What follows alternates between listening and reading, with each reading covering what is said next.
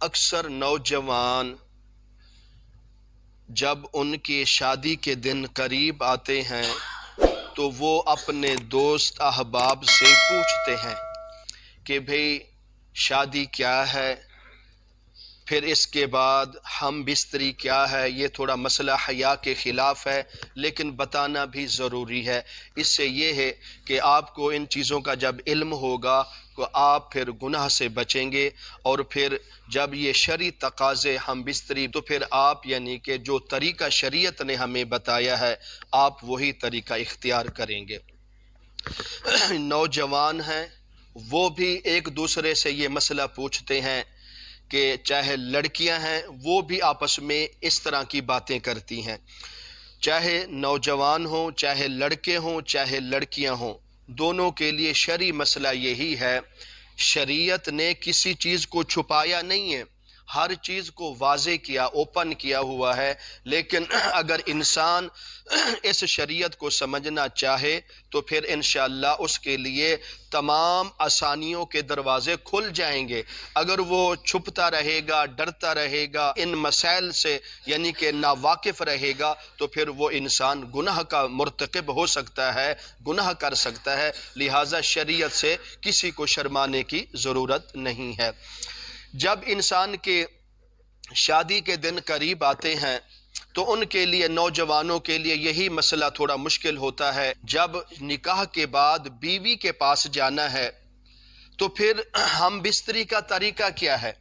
جانے سے پہلے سنت طریقہ کیا ہے، دعا کیا ہے، ہم نے کس طرح جانا ہے، تو پھر ان کے لیے یہ آسانی ہے۔ سب سے پہلے تو یہ بات سمجھ لیں کہ ہم بستری کا جو طریقہ ہے شریعت نے اس کو آپ پر کوئی قید نہیں لگائی کہ آپ نے اس طریقے ہم بستری کرنی ہے، اس طریقے نہیں کرنی، اس طریقے سے کرنا ہے ہم بستری، اس طریقے سے نہیں کرنی، نہیں، شریعت نے آپ کے لیے کوئی پابندی نہیں لگائی، لیکن اس چیز کی پابندی ضرور لگائی ہے کہ ہم بستری کا جو راستہ ہے وہ آگے کا حصہ ہے۔ پچھلی شرمگاہ سے جو ہم بستری کرے گا وہ گناہگار ہوگا، وہ سخت گناہگار ہوگا، اللہ کو بھی ناراض کرے گا، اللہ کے محبوب کو بھی ناراض کرے گا، کیونکہ اللہ تعالی نے جو یہ میاں بیوی کا نظام بنایا ہے، مرد انسان کو پیدا کیا ہے، نکاح میں دیا ہے، یہ اس لیے دیا ہے کہ صرف اور صرف یعنی کہ ہم بستری کا جو راستہ ہے وہ اگلی شرمگاہ ہے، پچھلی شرمگاہ سے کوئی اگر کوئی ہم بستری کرے گا وہ سخت گناہگار ہوگا۔ اس لیے سب سے پہلے اس چیز کو احتیاط کر لیں، کیونکہ آج موبائل کا دور ہے، نیٹ کا دور ہے، بے حیائی کا دور ہے، انگریزوں کو، غیر مذہب کو ایسی بیہودہ ویڈیو دیکھتے ہیں، پھر وہی گھر یعنی کہ اپنی بیوی کے ساتھ وہی فارمولہ استعمال کرتے ہیں۔ یہ سخت گناہگار ہے جو اپنی بیوی کے ساتھ پچھلی شرمگاہ سے ہم بستری کرے گا وہ سخت گناہگار ہوگا۔ اللہ تعالیٰ نے جس جگہ سے ہم بستری کرنے کا حکم دیا ہے وہیں کرو گے تو پھر آپ کو نیکی بھی ملے گی، ثواب بھی ملے گی، محبت بھی، اور آپ کو تسکین بھی مل جائے گی۔ اس لیے جو ہم بستری کا جو راستہ ہے اگلی شرمگاہ ہے، پچھلی شرمگاہ سے ہم بستری نہیں کر سکتے، سخت گناہگار ہوگا۔ اب ہم بستری کرنے کے جو طریقے کیا ہیں، شریعت نے کہا ہے کہ آپ کو کسی چیز کی یعنی کہ نوک ٹوک نہیں ہے، جو طریقہ اختیار کرنا چاہے کر سکتے ہیں، لیکن